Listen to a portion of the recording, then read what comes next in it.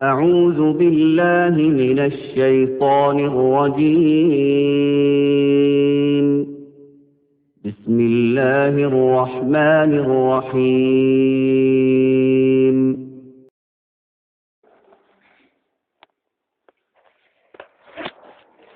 بسم الله الرحمن الرحيم.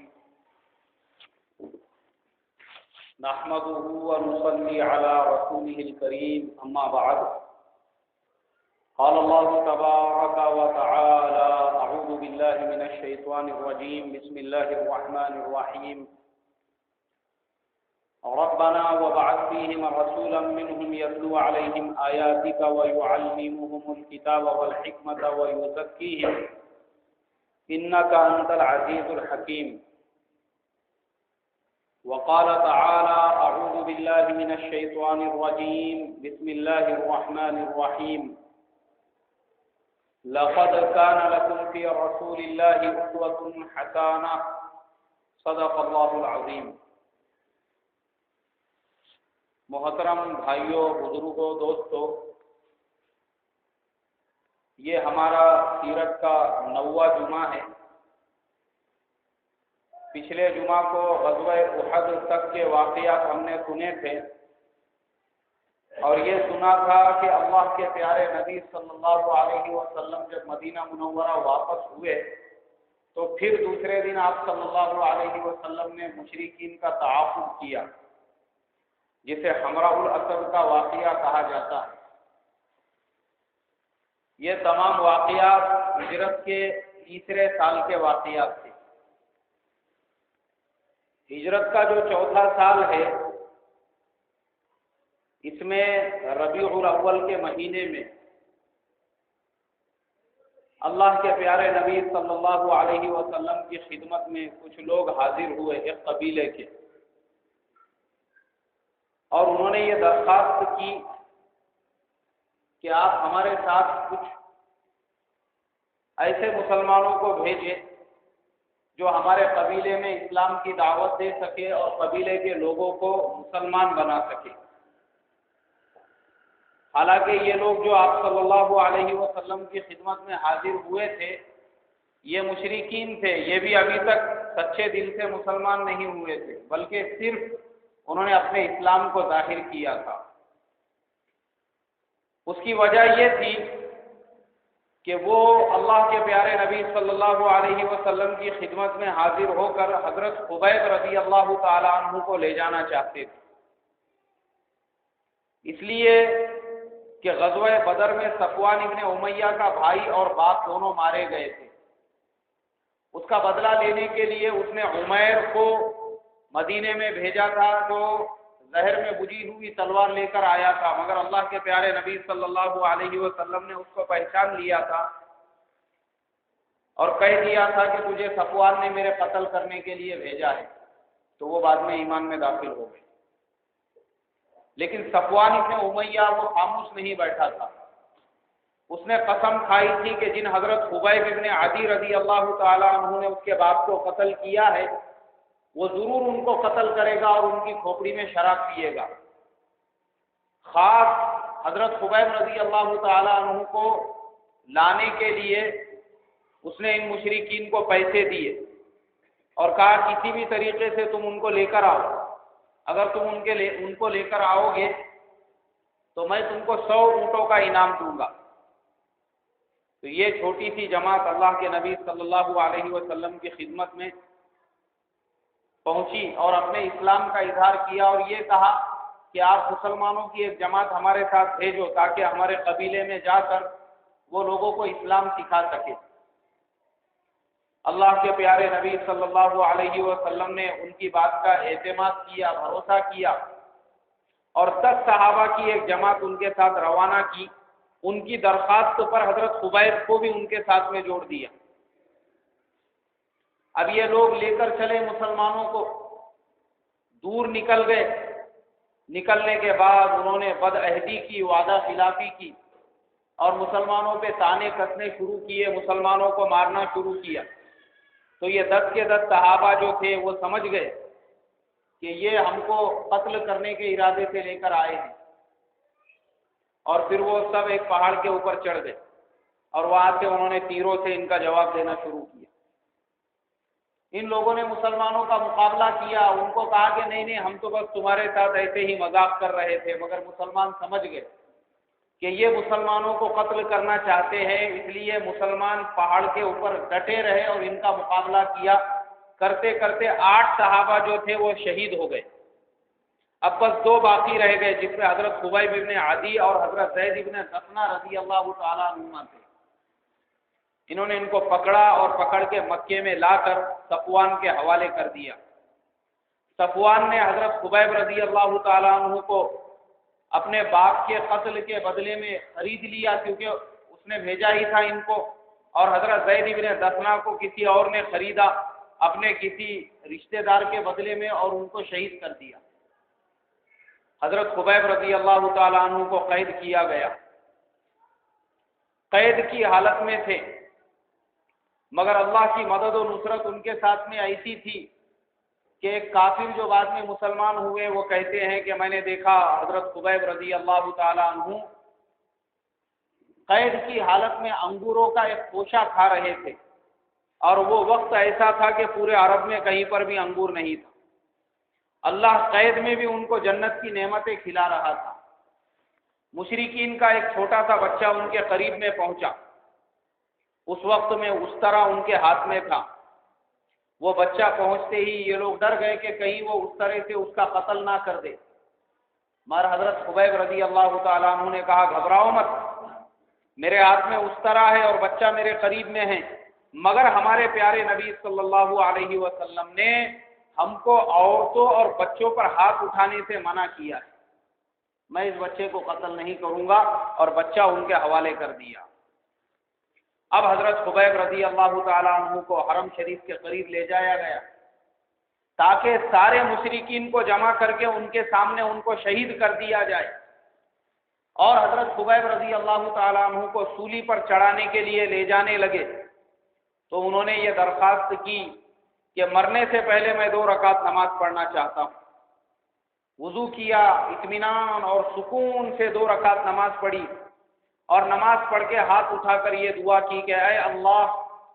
میں تجھ سے بس یہی چاہتا ہوں کہ تو ہمارے احوال کی خبر اپنے پیارے نبی صلی اللہ علیہ وسلم تک پہنچا دے۔ ابو سفیان نے ان سے یہ کہا کہ کیا تم یہ چاہتے ہو کہ تمہارے بدلے میں محمد صلی اللہ علیہ وسلم کو شہید کر دیا جائے اور تم اپنے اہل و عیال کے ساتھ سکون میں رہو؟ حضرت خبیب رضی اللہ تعالی عنہ نے جواب دیا کہ اللہ کے نبی صلی اللہ علیہ وسلم کا شہید ہونا تو بہت دور کی بات، ہم تو یہ بھی نہیں چاہتے کہ ہم اپنے گھروں میں سکون سے رہے اور پیارے نبی صلی اللہ علیہ وسلم کے مبارک قدموں میں کوئی کانٹا چبھے، ہم کو کانٹے کا چبھنا بھی گوارا نہیں ہے، تو ہم آپ کا شہید ہونا کیسے گوارا کر سکتے ہیں؟ ہماری ایسی سینکڑوں جانیں آپ پر قربان ہیں۔ ابو سفیان نے جب یہ جواب سنا تو کہنے لگا کہ محمد صلی اللہ علیہ وسلم کے صحابہ جتنا ان سے محبت کرتے ہیں، میں نے آج تک کسی کو اتنا محبت کرتے ہوئے نہیں دیکھا کہ لوگ اپنے سردار سے اتنی محبت کرتے، اور یہ صرف صحابہ کا حصہ تھا۔ حضرت خبیب رضی اللہ تعالیٰ عنہ کہنے لگے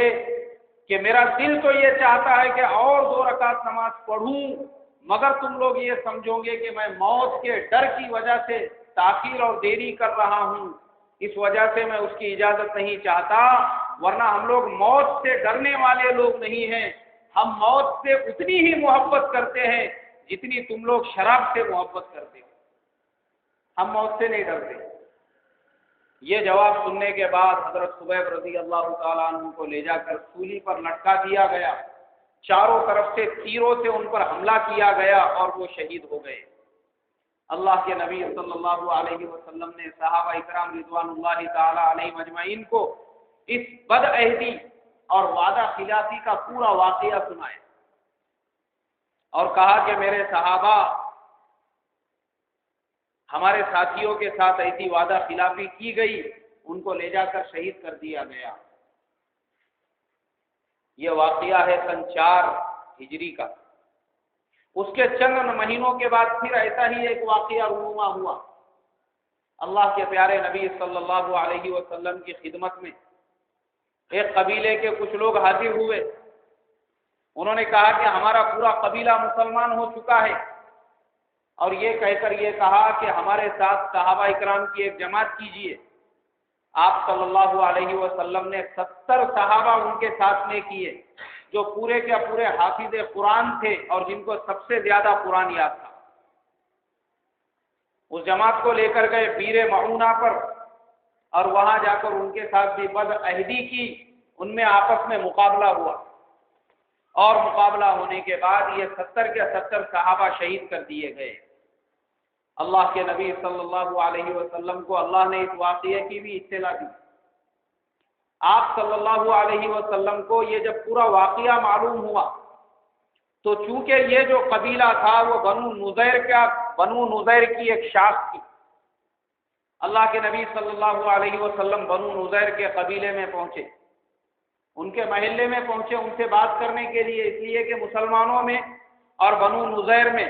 یہ معاہدہ ہو چکا تھا کہ یہ لوگ آپس میں کبھی بھی جنگ نہیں لڑیں گے، آپس میں لڑیں گے نہیں، بلکہ ان میں سے کسی کے ساتھ اگر کوئی لڑتا ہے تو یہ سب مل کر اس کا مقابلہ کریں گے. لیکن یہاں تو الٹا ہوا کہ بجائے مسلمانوں کا ساتھ دینے کے انہوں نے ہی مسلمانوں کو باہر لے جا کے شہید کر دیا. اللہ کے نبی صلی اللہ علیہ وسلم ان سے بات کرنے کے لیے پہنچے تاکہ ان مسلمانوں کے خون بہا کے سلسلے میں بات کی جائے. وہاں جانے کے بعد میں ان لوگوں نے اللہ کے نبی صلی اللہ علیہ وسلم کو ایک قلعے کی دیوار کے کنارے سے بٹھا دیا اور یہ کہا کہ آپ یہیں پر انتظار کرو، ہم اور ذمہ دار لوگوں کو اور قبیلے کے افراد کو جمع کرتے ہیں، پھر ان کے سامنے میٹنگ ہوگی، مشورہ ہوگا اور پھر طے کریں گے کہ کیا کیا جائے. پھر اللہ کے نبی صلی اللہ علیہ وسلم کے ساتھ وعدہ خلافی اور بد عہدی کی گئی کہ قلعے کی دیوار کے نیچے آپ کو بٹھایا گیا، اور اوپر قلعے کے اوپر ایک آدمی گیا بڑا پتھر لے کے، چٹان، تاکہ آپ صلی اللہ علیہ وسلم کے اوپر اس کو گرایا جائے. وہ جیسے ہی وہاں پہنچا اور اس نے آپ کے اوپر اس کو گرانا چاہا، اللہ کے نبی صلی اللہ علیہ وسلم کو حضرت جبریل علیہ السلام نے آ کے وہاں سے ہٹا دیا. آپ وہاں سے ہٹ گئے اور وہ پتھر زمین کے اوپر گر گیا. یہ ہے دیکھو اللہ کے نبی صلی اللہ علیہ وسلم کا معجزہ. اسے معجزہ کہتے ہیں کہ آپ کو مارنا چاہا لیکن اللہ نے غیب سے آپ کی حفاظت کی اور آپ صلی اللہ علیہ وسلم بچ گئے. حضرت ابو بکر صدیق رضی اللہ تعالیٰ عنہ، حضرت عمر فاروق رضی اللہ تعالیٰ عنہ ساتھ میں تھے. غصے میں آگ ببولا ہو گئے، مسلمانوں کی جماعت کو لے کر آئے، اور آنے کے بعد پھر مسلمانوں نے بنو نذیر سے یہ کہا کہ تم مدینہ چھوڑ کے یہاں سے چلے جاؤ. تم نے ہمارے ساتھ میں بد عہدی کی کہ ہمارے ساتھ 2 مرتبہ تم نے معاہدہ کیا اور دونوں مرتبہ معاہدے کو توڑ دیا. اب تمہارا بس یہی تمہارا حل ہے کہ تم یہ علاقہ چھوڑ کے چلے جاؤ. وہ سارے لوگ وہاں سے نکل گئے اور خیبر میں جا کے آباد ہوئے. لیکن جانے سے پہلے اللہ کے نبی صلی اللہ علیہ وسلم نے ان کو پابند بنایا کہ تم ہتھیار لے کر نہیں جاؤ گے، صرف اپنے گھر کا جو ضروری سامان ہے وہی لے کر جانا. وہ بھی اتنے بدماش تھے کہ جب وہاں سے نکلنے لگے ان محلوں کو چھوڑ کر تو تمام انہوں نے پانی کے برتن توڑ دیے، گھر کی دیواریں توڑ دی، دروازے توڑ دیے، اپنے گھروں کو پوری طرح سے برباد کر کے وہاں سے نکلے. اور وہاں جا کر بھی سکون اور چین سے نہیں بیٹھے، بلکہ مسلمانوں کی دشمنی میں اور بھی آگ ببولا ہو گئے. ایک طرف تو یہ لوگ تھے یہود جو مسلمانوں کو اور اللہ کے پیارے نبی صلی اللہ علیہ وسلم کو ختم کرنا چاہتے تھے، اور دوسری طرف خود مدینہ منورہ کے اندر ایک جماعت ایسی پنپ رہی تھی منافقین کی، جو ظاہر میں اپنے آپ کو مسلمان ظاہر کرتے تھے لیکن اندر سے ان کے اندر بھی کینہ، کپٹ اور دشمنیاں پنپ رہی تھی اور اللہ کے نبی صلی اللہ علیہ وسلم اور اسلام کو برباد کرنا چاہتے تھے. یہ سارے واقعات سن 4 ہجری ہیں. اسی 4 ہجری میں شعبان کے مہینے میں حضرت امام حسین رضی اللہ تعالیٰ عنہ کی ولادت ہوئی، اور اسی 4 ہجری میں اللہ کے نبی صلی اللہ علیہ وسلم کے ایک نواسے اسی مہینے میں شعبان میں جن کا نام عبداللہ ابن عثمان تھا، جو حضرت عثمان غنی رضی اللہ تعالیٰ عنہ کے بیٹے تھے، ان کا انتقال ہو گیا۔ اس کے بعد پھر 5ویں ہجری جب شروع ہوئی تو اس میں شروع میں کوئی قابل ذکر واقعات نہیں ہوئے، لیکن بعد میں یہ جو میں نے کہا کہ منافقین کی بھی ایک جماعت مدینہ منورہ میں پنپ رہی تھی، اور باہر سے یہود اللہ کے نبی صلی اللہ علیہ وسلم کے دشمن بنے ہوئے تھے۔ اللہ کے نبی صلی اللہ علیہ وسلم کے خلاف انہوں نے، یہ جو یہود تھے ان میں سے نعیم ابن مسعود مکہ مکرمہ گیا، سارے مشرکین کو جمع کیا، اور جمع کرنے کے بعد یہ کہا کہ تمہارا اور مسلمانوں کا غزوہ احد میں ایک دوسرے سے یہ بات ہوئی تھی کہ اگلے سال پھر ملیں گے بدر میں، کہیں تم اس بات کو بھول تو نہیں گئے؟ اپنی فوج کو تیار کرو۔ ابو سفیان نے 2000 کا لشکر تیار کیا اور مکے سے روانہ ہو گیا۔ اللہ کے نبی صلی اللہ علیہ وسلم کو بھی یہ وعدہ یاد تھا، آپ صلی اللہ علیہ وسلم نے بھی مسلمانوں میں اعلان کیا اور یہ کہا کہ اے مسلمانوں، ہم نے بدر میں اس سال ملنے کا وعدہ کیا ہے، اگر ہم بدر میں نہیں جائیں گے تو ابو سفیان اور مکے والے یہ سمجھیں گے کہ اب مسلمان ڈر گئے ہیں، مدینے پہ حملہ کرو اور مسلمانوں کو نیست و نابود کرو۔ آپ صلی اللہ علیہ وسلم نے بھی 1500 کا لشکر تیار کیا۔ اب تو مسلمان اور طاقتور ہو چکے تھے، اس لیے کہ بنو نذیر جو مکہ مدینے سے جن کو ہکالا گیا تھا، ان کے سارے ہتھیار بھی مسلمانوں کے پاس تھے، مسلمانوں کی طاقت بڑھ چکی تھی، اور مشرکین کے آنے سے پہلے مسلمان جا کے جو ہے بدر میں جا کے ٹھہر گئے اور ان کے آنے کا انتظار کرنے لگے۔ مقام عطفان پر جب ابو سفیان پہنچا اور اس کو یہ پتا چلا کہ اللہ کے نبی صلی اللہ علیہ وسلم اس کے انتظار میں 1500 جان نثار صحابہ اکرام کے ساتھ اس کا انتظار کر رہے ہیں، تو وہ گھبرا گیا اور سوچنے لگا کہ بدر میں یہ 313 تھے، تو انہوں نے ہمارے 1000 کو ٹکڑے ٹکڑے کر دیا، احد میں یہ ہمارے مقابلے میں آدھے تھے تو انہوں نے ہم کو آگے بڑھنے نہیں دیا، اب تو یہ ہمارے برابری میں ہیں، یہ تو ہم کو زندہ بھی نہیں چھوڑیں گے۔ بس اسی میں اس نے اپنی بھلائی سمجھی کہ یہیں سے مکہ مکرمہ کو واپس چلا جائے، اور صحابہ اس نے اپنی جماعت سے یہ کہا کہ دیکھو صحابہ کا اب ہم مقابلہ نہیں کر سکتے، یہیں سے مکے واپس چلو، ہم اپنی طاقت کو اور بڑھا کر دوبارہ مسلمانوں پر حملہ کریں گے۔ اور جب مکہ واپس لوٹ گیا تو مکے کی عورتیں ان کو تانے دینے لگی اور کہنے لگی کہ تم لوگ ستو پینے کے لیے گئے تھے اور بس تم آدھے راستے سے واپس آ گئے، اور ادھر مسلمانوں نے وہاں پر 10 دنوں تک اللہ کے نبی صلی اللہ علیہ وسلم نے بدر کے میدان میں ان کا انتظار کیا، اور وہ ڈر کے مکہ واپس چلے گئے۔ اللہ کے نبی صلی اللہ علیہ وسلم نے بھی پھر مسلمانوں کو واپسی کا حکم دیا، لیکن اس سے ایک فائدہ یہ ہوا کہ کافر اور مشرکین کے دلوں پر مسلمانوں کی ایک ہیبت بیٹھ گئی، ایک ڈر ان کے دلوں پر طاری ہو گیا کہ اب مسلمان پہلے جیسے کمزور نہیں رہے، اب مسلمان ہماری طرح جو ہے طاقتور ہو چکے ہیں۔ سن 5 ہجری جب شروع ہوا تو اللہ کے نبی صلی اللہ علیہ وسلم کو اطلاع ملی کہ قبیلہ بنو المصطلق کے لوگ وہ پورے عرب کو مسلمانوں کے خلاف جمع کر رہے ہیں، اور انہوں نے ایسا ہی کیا کہ جب دیکھا کہ مسلمانوں کے خلاف منافقین بھی ہے، مشرکین بھی ہے، بنو نذیر بنو قریظہ جن کو ہکالا جا چکا تھا، یہ سارے مسلمانوں کے خلاف ہے، تو پھر ہم ان سب کو اپنے ساتھ میں لے کر ایک ساتھ مسلمانوں پر ایسا حملہ کریں گے کہ مسلمانوں کو جڑ سے ختم کر دیں گے۔ اور ہوئی ابن اخطب جو قبیلہ بنو المصطلق کا سردار تھا، اس نے ایسا ہی کیا۔ منافقین کا جو سردار تھا عبداللہ ابن ابی، جس کے بارے میں پچھلے جمعہ کو بتا چکا ہوں کہ یہ اندر سے منافق تھا، مسلمانوں کے لیے اس کے دل میں دشمنی تھی، مگر ظاہر میں اپنے آپ کو مسلمان ظاہر کرتا تھا۔ اس نے بنو المصطلق کے لوگوں سے یہ کہا کہ تم مسلمانوں سے جنگ کے لیے تیار ہو جاؤ، ہم بھی مسلمانوں کے ساتھ میں آئیں گے، لیکن جب جنگ شروع ہوں گی ہم مسلمانوں کے خلاف ہو جائیں گے، پھر تم سامنے سے ہم پیچھے سے، اس طریقے سے ہم مسلمانوں کا کام ہی تمام کر دیں گے۔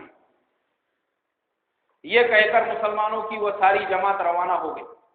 منافقین بھی مسلمانوں کے ساتھ میں ملے ہوئے تھے، اور یہ پہلا موقع تھا کہ جب منافقین مسلمانوں کے ساتھ میدان میں اتر کر لڑنے کے لیے تیار تھے، ورنہ اس سے پہلے غزوہ احد کے موقع پر عبداللہ ابن ابی ابن سلول وہ روانہ تو ہوا تھا، لیکن میدان میں پہنچنے سے پہلے ہی ہماری رائے پر عمل نہیں ہوا یہ کہہ کے اپنے 300 ساتھیوں کو لے کے واپس ہو گیا تھا۔ یہ میں پچھلے جمعہ کو بتا چکا ہوں، لیکن اس جنگ میں انہوں نے ایسا نہیں کیا۔ مسلمانوں کے شانہ بشانہ روانہ ہوئے۔ اب جب قبیلہ بنو المصطلق کے علاقے میں پہنچے تو مسلمانوں نے ان کے سارے جتنے قلعے تھے ان کا محاصرہ کیا، کیونکہ ان لوگوں نے جو یونائٹڈ فرنٹ بنانے کا سوچا تھا وقت پر کوئی ان کے ساتھ میں نہیں آیا، نہ بنو قریظہ کے لوگ آ سکے نہ مشرکین مکہ سے آئے۔ اور منافقین نے بھی جب دیکھا کہ بنو المصطلق کے لوگ اب جتنے تھے اتنے ہی ہیں، ان کا ساتھ دینے کے لیے کوئی نہیں آیا، تو کھل کے انہوں نے بھی اپنے نفاق کو ظاہر نہیں کیا۔ اللہ کے پیارے نبی صلی اللہ علیہ وسلم نے ان کا محاصرہ کر لیا۔ محاصرہ کرنے کے بعد میں اب آپس میں بات چیت ہونے لگی کیا کیا جائے، ادھر سے کچھ جواب آتا ادھر سے کچھ جواب آتا۔ آخر میں اسی منافقین کا جو سردار تھا عبداللہ ابن ابی، اس کے کہنے پر اللہ کے نبی صلی اللہ علیہ وسلم نے ان کے ساتھ میں صلح کو قبول کر لیا۔ صلح میں پہلے یہ طے کیا گیا تھا کہ ان کے سارے مردوں کو قتل کر دیا جائے اور عورتوں کو باندیاں بنا لیا جائے، مگر اللہ کے نبی صلی اللہ علیہ وسلم نے عبداللہ ابن ابی کی جو درمیان میں مصالحت تھی اس کو قبول کرتے ہوئے ان کے سارے مرد عورتوں کو غلام اور باندیاں بنانے کو قبول کر لیا بجائے قتل کرنے کے۔ ان کو باندیاں اور غلام بنا دیا گیا، اور اللہ کے پیارے نبی صلی اللہ علیہ وسلم نے جب دیکھا کہ حوی ابن اخطب جو سردار ہے اس کی بیٹی کسی کی باندی بنی ہوئی ہے، تو وہ سردار آیا آپ صلی اللہ علیہ وسلم کی خدمت میں اور یہ کہنے لگا کہ آپ جتنا چاہے مال میرے سے قبول کر لو لیکن میری بیٹی کو آزاد کر دو۔ آپ صلی اللہ علیہ وسلم نے اس سے یہ کہا کہ اگر تو ایسا ہی چاہتا ہے تو کیا تو یہ نہیں چاہتا کہ تو سردار ہے اور سردار کی بیٹی کسی سردار کی بیوی بنے؟ اس نے کہا میں تو یہ چاہتا ہوں۔ آپ صلی اللہ علیہ وسلم نے پھر اس کی بیٹی سے نکاح کا پیغام دیا، اور حضرت جویریہ رضی اللہ تعالی عنہا ان کا نام تھا، ان کے ساتھ اللہ کے نبی صلی اللہ علیہ وسلم کا نکاح ہو گیا۔ اب اس ایک نکاح سے کتنے فائدے ہوئے؟ یہ جو سارے قبیلے تھے یہود کے جو مسلمانوں کے غلام اور باندیاں بن چکے تھے، یہ 700 گھرانے تھے۔ مسلمانوں میں یہ خبر مشہور ہو گئی کہ ارے اب یہ لوگ تو اللہ کے نبی صلی اللہ علیہ وسلم کے رشتہ دار بن گئے، سردار کی بیٹی آپ صلی اللہ علیہ وسلم کی بیوی بن گئی، تو یہ جتنے بھی لوگ ہوئے یہ اللہ کے نبی صلی اللہ علیہ وسلم کے سسرالی ہوئے۔ پھر یہ کیسے ہو سکتا ہے کہ ہم اللہ کے پیارے نبی صلی اللہ علیہ وسلم کے سسرالیوں کو اپنے غلام اور باندیاں بنائیں؟ مسلمانوں نے ان کو آزاد کرنا شروع کر دیا۔ میرے محترم بزرگوں، مولانا اکبر شاہ نجیب آبادی رحمۃ اللہ علیہ نے لکھا ہے تاریخ اسلام میں، اس ایک نکاح کی وجہ سے 700 گھرانے آزاد ہو گئے، 700 گھرانے آزاد۔ تو اس میں یہ نقطہ ہے، یاد رکھنا چاہیے کہ اللہ کے نبی صلی اللہ علیہ وسلم نے اپنی زندگی میں جتنے بھی نکاح کیے وہ کسی نہ کسی مصلحت کی وجہ سے کیے تھے کہ اس میں دین کا کچھ نہ کچھ فائدہ ہوتا تھا۔ ابھی دیکھو اس میں دین کا کتنا بڑا فائدہ ہوا، ایک ساتھ 700 گھرانے آزاد بھی ہوئے، اور جب انہوں نے مسلمانوں کے اخلاق دیکھے، مسلمانوں کے حسن سلوک کو دیکھا، وہ سارے کے سارے آزاد ہونے والے لوگ اسلام میں داخل ہو گئے۔ ایک ہی دن میں ایک نکاح سے 700 گھرانے آزاد بھی ہو گئے، اور ایک نکاح سے 700 گھرانے ایمان میں اور اسلام میں بھی داخل ہو گئے۔ اس مصلحت کو مد نظر رکھتے ہوئے اللہ کے پیارے نبی صلی اللہ علیہ وسلم نے وہ نکاح کیا۔ اب منافقین نے جب یہ کامیابی دیکھی تو ان کو کیسے یہ کامیابی برداشت ہو سکتی تھی؟ عبداللہ ابن ابی جو منافقین کا سردار تھا، اس کو تو نیچے سے اوپر تک تن بدن میں آگ لگ گئی کہ یہ سارے قبیلے کے لوگ مسلمانوں کو فتح بھی مل گئی، یہ آزاد بھی ہو گئے اور مسلمان بھی ہو گئے۔ اس کا کام یہ تھا کہ مسلمانوں کو اب آپس میں کیسے لڑایا جائے۔ بس اسی بے چینی اور پریشانی میں اس نے ایک ایسی حرکت کی کہ انصار اور مہاجرین صحابہ وہ کنویں پر پانی بھر رہے تھے۔ کنویں پر جب پانی بھرنے لگے تو ایک مہاجر صحابی آگے بڑھے اور انہوں نے اپنے ڈول کو پہلے ڈال دیا کہ میں کھینچتا ہوں، اور انصاری پیچھے رہ گئے۔ تو یہ پیچھے کھڑے رہ کر طعنہ دینے لگا اور انصار سے یہ کہنے لگا، دیکھو تم نے ہی ان کو سر پہ چڑھایا ہے، تم نے ہی یہ مہاجرین کی مدد کی ہے، تمہاری وجہ سے ہی یہ اتنے آگے بڑھ گئے ہیں کہ ہم کو بعد میں پانی بھرنا پڑ رہا ہے اور یہ پہلے پانی بھر رہے ہیں، تمہاری وجہ سے۔ ارے اگر تم ان ذلیلوں کو پہلے ہی ہکال دیتے مدینے سے تو آج یہ نوبت نہیں پہنچتی تھی۔ اور پھر یہ کہا، قرآن میں اللہ کہتے ہیں یقولون لئن رجعنا الى المدینۃ لیخرجن الاعز منها الاذل، جب ہم مدینہ واپس جائیں گے ہم عزت والے مل کے ان ذلیلوں کو ہکال دیں گے مدینے سے۔ صحابہ اکرام کی شان میں ایسا کہا اور آپس میں لڑائی لگا دی مہاجر اور ان انصاری صحابی کے درمیان میں، جھگڑا ہونے لگا، یہاں تک نوبت پہنچ گئی۔ اس جگہ پر حضرت زید ابن ارقم رضی اللہ تعالیٰ عنہ بھی کھڑے ہوئے تھے، جو چھوٹے سے بچے تھے۔ دوڑتے ہوئے اللہ کے پیارے نبی صلی اللہ علیہ وسلم کی خدمت میں آئے، کہا کہ حضور، منافقین کا جو سردار ہے عبداللہ ابن ابی، وہ آپ کی شان میں ایسی گستاخیاں کر رہا ہے اور یہ کہتا ہے کہ یہ مسلمان یہ فقیر تھے، غریب تھے، ان کے پاس میں کچھ نہیں تھا، تم نے ان کو پیسے دے کر مالدار بنایا، اور یہ ذلیل تھے، تم نے ان کو عزتیں دی ہے۔ اب جب ہم مدینہ پہنچیں گے ہم عزت والے ان ذلیلوں کو وہاں سے نکال دیں گے۔ اس مجلس کے اندر حضرت عمر فاروق رضی اللہ تعالیٰ عنہ بھی تھے، غصہ ہو گئے، تلوار باہر نکالی اور یہ کہنے لگے کہ حضور بس مجھے اجازت دو، اس دشمن اسلام کی گردن کو لا کر آپ کے قدموں میں رکھ دیتا ہوں۔ آپ صلی اللہ علیہ وسلم نے کہا کہ نہیں، اگر میں تم کو ایسی اجازت دوں گا تو لوگ یہ کہیں گے کہ محمد صلی اللہ علیہ وسلم خود اپنے ساتھیوں کا قتل کراتے، اس لیے کہ وہ تو دنیا کی نظر میں مسلمان تھا۔ حضرت اسید ابن حضیر رضی اللہ تعالیٰ عنہ اللہ کے نبی صلی اللہ علیہ وسلم کی خدمت میں پہنچے، کہنے لگے حضور، زید چھوٹا سا بچہ ہے اور عبداللہ ابن ابی بڑا آدمی ہے، سردار ہے، ہو سکتا ہے اس نے کچھ کہا ہوگا اور انہوں نے کچھ سنا ہوگا۔ عبداللہ ابن ابی کو جب یہ پتا چلا کہ زید نے ان کی شکایت کی ہے تو وہ دوڑتے ہوئے آیا، حضور صلی اللہ علیہ وسلم کے قدموں میں گر گیا، گڑ گڑانے لگا، معافی مانگنے لگا اور کہنے لگا کہ حضور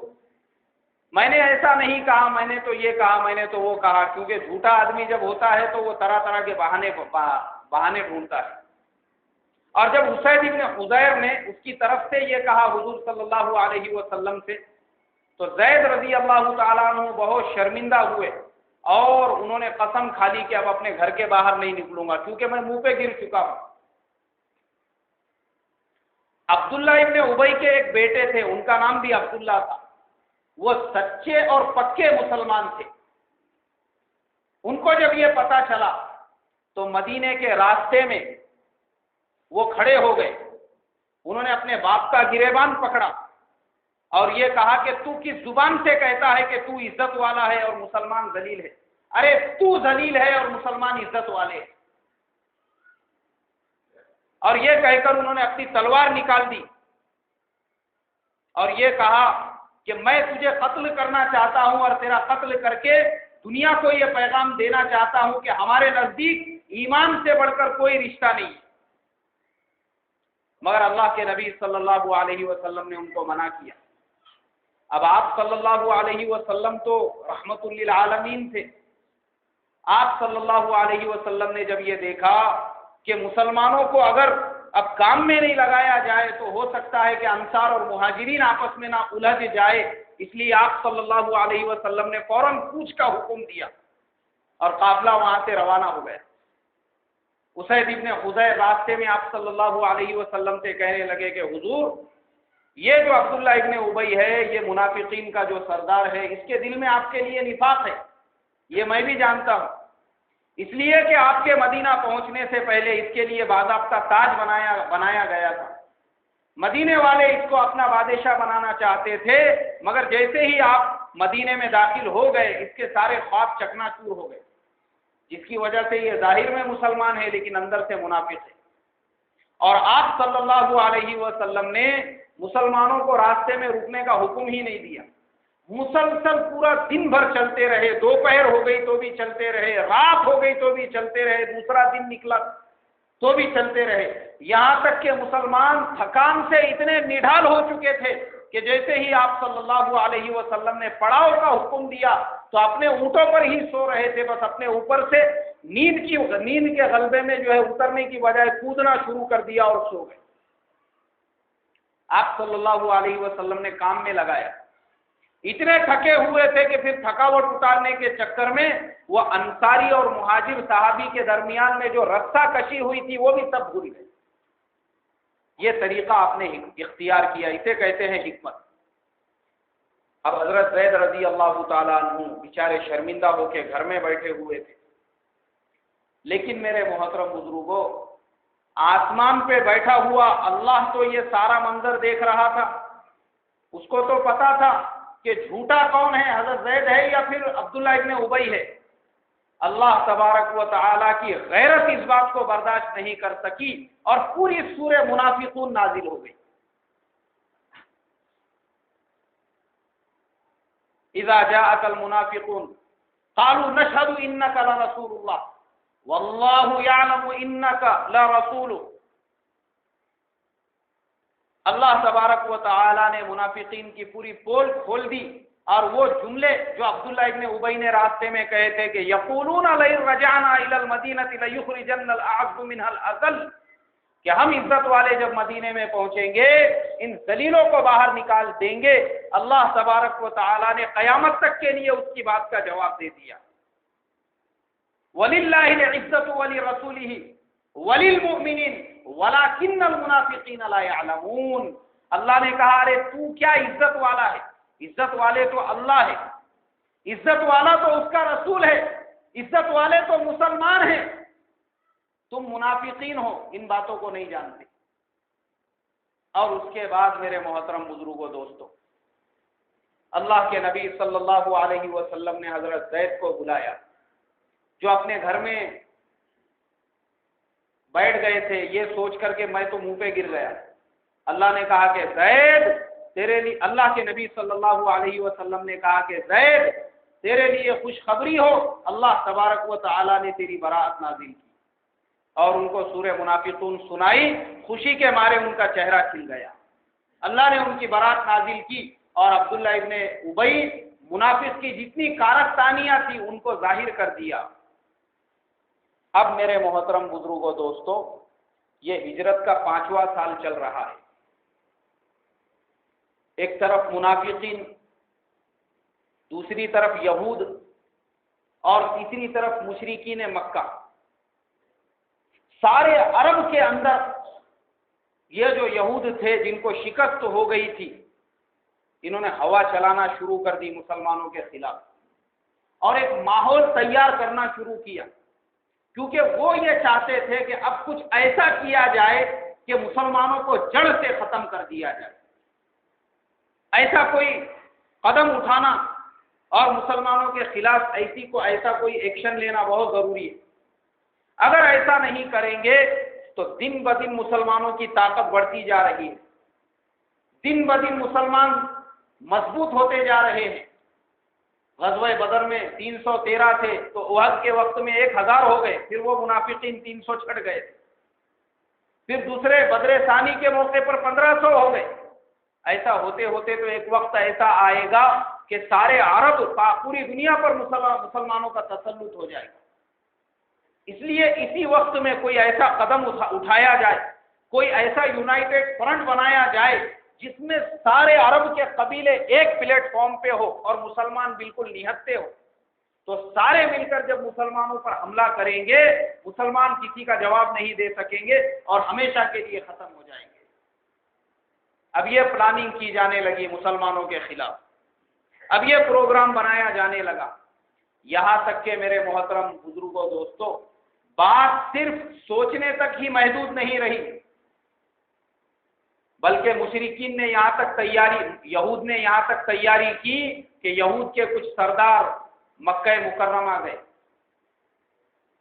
اور مشرکین کے جو بڑے بڑے سردار احد میں اور بدر میں شہید ہوئے تھے، ان کا نام لے کر انہوں نے نوحہ کرنا اور رونا دھونا اور چلا پکار شروع کر دی۔ اب مشرکین کے سردار بھی وہاں پر جمع ہوئے، یہ سب جمع ہوئے، اس کے بعد انہوں نے یہود سے کہا کہ کیا مقصد ہے، تم کیا مقصد کو لے کر آئے ہو؟ تو یہود کہنے لگے کہ ہم نے یہ ارادہ کیا ہے کہ مدینے میں منافقین موجود ہے، یہود وہ بھی مدینے کے قریب ہے، اور تم مشرکین اور عرب کے باقی قبیلے، ان کو سب کو ساتھ میں لے کر تم ایک ساتھ مدینے پر حملہ بولو، ہم لوگ اندر سے مسلمانوں پر حملہ کریں گے، اندر اور باہر دونوں طرف سے جب مسلمانوں پر حملہ ہوگا تو پھر مسلمان اس کا جواب نہیں دے سکیں گے۔ یہ ہوتی ہے ظاہری پلاننگ، یہ ہوتی ہے ظاہری طاقت جو انسان سوچتا ہے، لیکن میرے محترم بھائیوں بزرگوں دوستوں، خدا کی طاقت تو بے مثال ہے۔ آج بھی ایسا ہی ہو رہا ہے، اگر ہم ٹھنڈے دماغ سے سوچیں تو پوری دنیا میں مسلمانوں کو کیسے جڑ سے ختم کیا جائے، یہ یہود اور مسلمانوں کے دشمن مل کر ایسے فرنٹ بنا رہے ہیں، میڈیا میں، اخبارات میں، بیانات میں، ٹی وی چینلوں پہ، ہر جگہ پر دھوم مچی ہوئی ہے کہ ایسے آدمی کو کھڑا کیا جائے جو مسلمانوں کو جڑ سے ختم کر سکے۔ یہ انسانوں کی پلاننگ ہے، لیکن میرے بھائیوں بزرگوں دوستوں، وہ اللہ تبارک و تعالی جو ساتویں آسمانوں کے اوپر بیٹھا ہوا ہے، وہ کیسے مسلمانوں کو ختم ہونے دے گا؟ اور دنیا کی تاریخ میں یہ پہلا ٹائم نہیں ہے، تاریخ کو اٹھا کر دیکھیے کہ دنیا میں ایسے سینکڑوں موقع آئے ہیں جس موقعوں کے اوپر یونائٹڈ فرنٹ بنے، جنہوں نے مسلمانوں کی اینٹ سے اینٹ بجا دی، لیکن اسلام دنیا سے ختم نہیں ہوا ہے۔ آیا یورش تاتار کے افسانے سے اور پاس با مل گئے کعبے کو صنم کھانے سے، علامہ اقبال رحمۃ اللہ علیہ نے تاتاریوں کے واقعے کا نقشہ کھینچا ہے۔ جب انہوں نے بغداد کے اوپر حملہ کیا، مسلمانوں کی نعشوں سے انہوں نے پل بنایا دریائے دجلہ کے اوپر۔ بغداد میں اتنے بڑے بڑے کتب خانے تھے، لاکھوں کتابیں تھیں، ان کتابوں سے جو ہے دریائے دجلہ پہ پل بنائے گئے اور گھوڑے دوڑائے گئے اس کے اوپر۔ مسلمانوں کے خون کی وجہ سے دریائے دجلہ کا پانی کئی مہینوں تک لال بہتا تھا، اتنا مسلمانوں کا نقصان ہوا، لیکن کیا اسلام دنیا سے ختم ہو گیا؟ اسپین کے اندر وہی کیا گیا، رشیا میں وہی کیا گیا، لیکن یاد رکھو اسلام دنیا سے ختم نہیں ہوا۔ اور آج بھی ہمارے ملک میں مسلمانوں کو کیسے زیر کیا جائے، مسلمانوں کو کیسے کمزور کیا جائے، اس کے لیے باطل طاقتیں مل کے پورا ایڑی چوٹی کا زور لگا رہی ہے کہ ایسے آدمی کو بادشاہ بنایا جائے ملک کا جو مسلمانوں کا کچھ انتظام کر سکے۔ لیکن میں ہمیشہ یہ کہتا ہوں کہ مسلمانوں کو ڈرنے اور گھبرانے کی ضرورت نہیں، کیونکہ یہ میں نہیں کہہ رہا ہوں، قرآن میں اللہ تبارک و تعالیٰ کہہ رہے ہیں وَلَا تَهِنُوا وَلَا تَحْزَنُوا وَأَنْتُمُ الْأَعْلَوْنَ إِن كُنتُم مُؤْمِنِينَ۔ تمہیں ڈرنے کی، تمہیں گھبرانے کی کوئی ضرورت نہیں ہے اگر تم سچے اور پکے مسلمان ہو۔ بس مسلمانوں کے لیے ایک اللہ کا سہارا ہے، تو مسلمانوں نے